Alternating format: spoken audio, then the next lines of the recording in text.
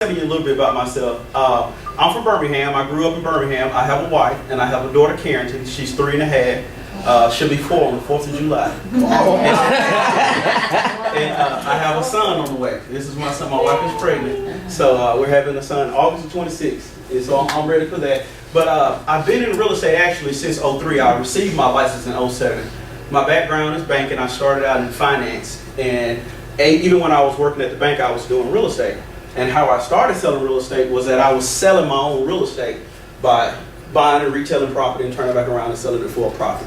I love investments. I love investing. I love buying real estate. I love selling real estate.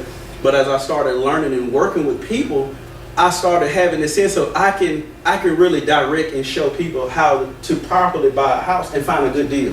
I love to have my clients get equity when making a purchase. And that's not always the case because we know you can tell them the house is worth $190. Don't pay $190. I won't pay $195 for it. I'm buying it. So sometimes that will still happen. You know how it goes. But I've really learned a lot through real estate. My first year in real estate, I was nominated for Rookie of the Year.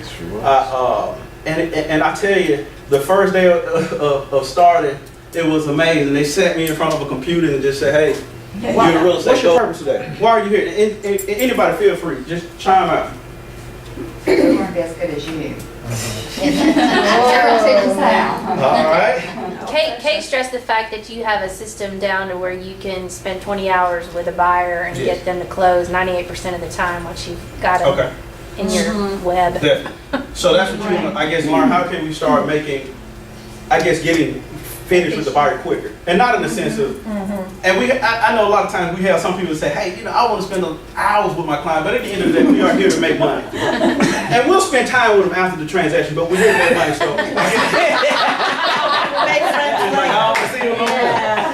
So, and I'll make this just notes here. So you want to be efficient with time. And what else? Because my thing is this: anytime I go to train, I'm a training guru as far as I love training, I love education, we have a class at the bar tomorrow. It is just how to do CMAs. I know how to do CMAs, but I'm going again. But really, we always look at athletes on TV, and we see athletes. But the thing, if you read the history of athletes, a lot of times, guys, I think it was they were showing Ray Allen. Have you ever heard of Ray Allen? That's what Boston Celtics. I mean, literally, you can kick the ball, and the moment he touches it, he can go back up with a 3-point without even having to. And I'm not a basketball player now, but it is amazing. But what he does after the game or before the game, he'll shoot threes, he'll shoot from the 3-point line with the lights off, just in the dark. And again, we have to understand we're athlete realtors. So what we have to start getting engaged in that same type of activity. We got to start learning how to shoot with, just closing our eyes and hit shots, with agents, literally, where it starts becoming a part of the day. But I hate coming to class and I don't receive anything out of it. So I really want to know, why are you here today? Literally. I mean, if it's anything, you can't borrow my car. Other than that, I'll tell you. What are you driving?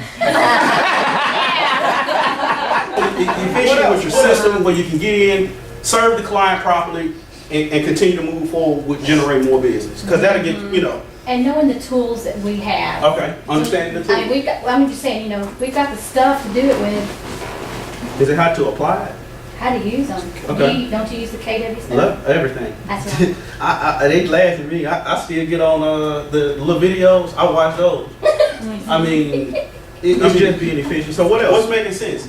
I want to really hear from The everyone. buyers' world have changed. I mean, I've been a realtor for 6 years. They're much more pickier these days. They want the world. How do we deal with this? Today's buyers. Today's market. Understanding how to better serve the buyer need today, and helping them make more sense of the transaction and the process and what's going on. I don't want to go after for sale by owners and expireds. That's what, and that's part of the And I want to be ahead. focused on it and not be distracted. But did you know really that's one of the best places to get buyer leads? Literally, are for sale by owners and expires. It's amazing how much business you can pick up from that, and we'll talk about that. Anything else? I want to know how to listen to my buyer better and be sure that when I hear them say something, they don't really mean something else. Shoot.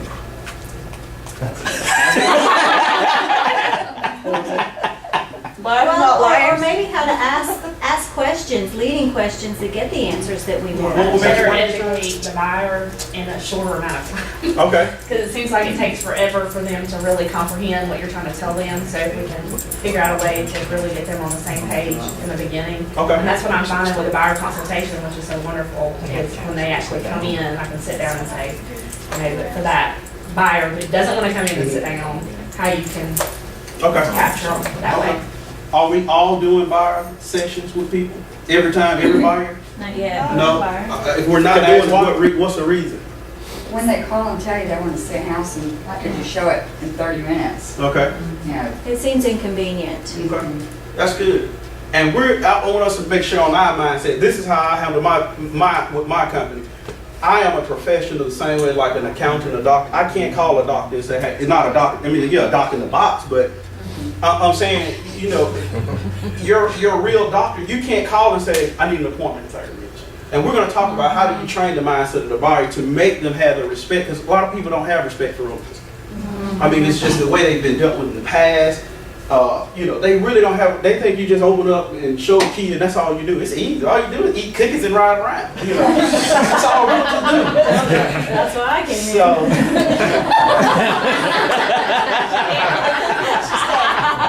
But the thing about it is, in all seriousness, this is the mindset and the perception we have to change. And what goes on, it all starts with you. The way we're going to change the mindset of the buyers, it all starts with you. This is where it starts. From this point on, when you leave this class, every time you meet with a buyer, now sometimes, don't get me wrong, very, very, very rare, where I go out and show a house without a counseling session. But at that house, I will begin a session, or within that 24-hour period of time, we're going to sit down. And if I can't get them to do that, I'm not going to work. I will choose not to work with them, period. Because at the end of the day, when I start advising, that's the same way they're going to treat you. When you start trying to say, I'm advising you to do this. No, this is what we're going to do. This, that's how the buyer will start coaching you through. I mean, and I'm very keen on time blocking. I'm very keen on putting my big rocks first. I'm huge about that because my family, my faith, those things are important to me. That's my top 20. I'm keen on doing the top 20%. I mean, that's what I focus on. And the rest of it that I don't want to do and I don't feel like doing, I hire it out. And it's learning to really, when you get to that, and you can do it today, tomorrow. I mean, literally, now it's going to be a struggle. It's going to be a fight because you're used to churning and burning. I want to go see a house on 20th Street.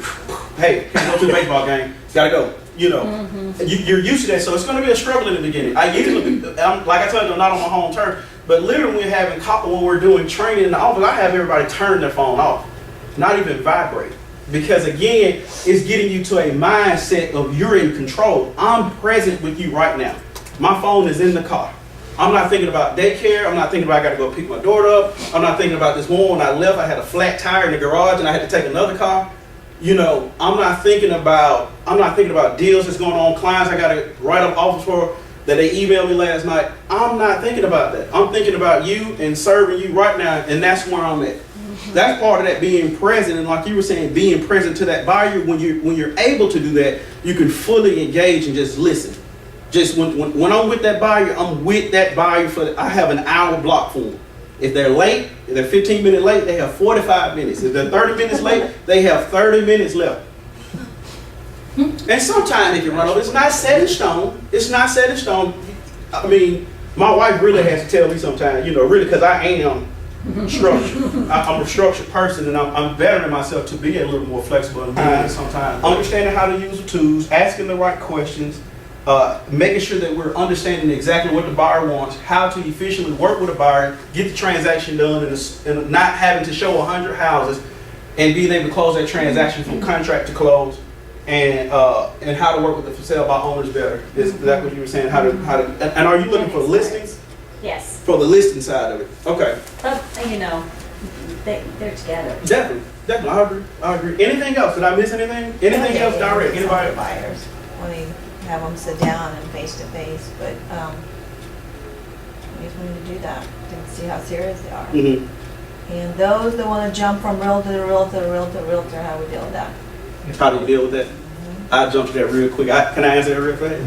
Even in the counseling session, we're gonna, and what I would like to do, even before the end, when we wrap up towards the end, we're gonna do a sample session where we'll do a real counseling session. We'll do a phone call, fake over, right here. But a lot of times I get a scenario, this is cheesy and corny, but I do it when I'm sitting at the counseling session. I tell them, Mr. or Mrs. Byer, my job is to serve you fully. And in any relationship that has to be served fully, it's a two-part situation. I said, it's kind of like us getting married. If I'm married to you, you have all the benefits and qualities that come with me. But if I'm not married, or if we're just dating, then I can date other women. Now, if I can date other women, that means I don't have to be fully committed to you.